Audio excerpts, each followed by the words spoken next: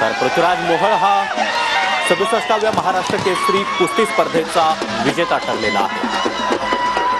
चांदीची गदा आणि थार गाडी हे बक्षीस पृथ्वीराज मोहोळला मिळेल। पृथ्वीराज मोहोळ हा महाराष्ट्र केसरी कुस्ती स्पर्धेचा विजेता ठरला। पुण्याचा पृथ्वीराज मोहोळ विरुद्ध सोलापूरचा महेंद्र गायकवाड असा अंतिम सामना रंगलेला होता आणि या सामन्यामध्ये पृथ्वीराज मोहोळनं बाजी मारली आहे।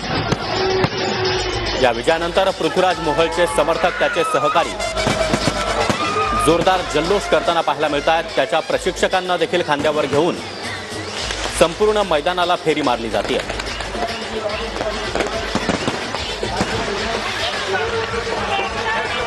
तर मोठ्या आणि अभूतपूर्व अशा गोंधळानंतर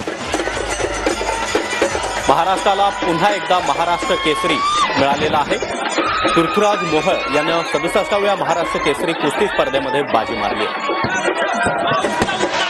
पुण्याचा पृथ्वीराज मोहोळ विरुद्ध सोलापूरचा महेंद्र गायकवाड असा हा सामना रंगलेला होता। या सामन्यामध्ये पृथ्वीराज मोहोळनं महेंद्र गायकवाडला चितपट करत बाजी मारलेली आहे।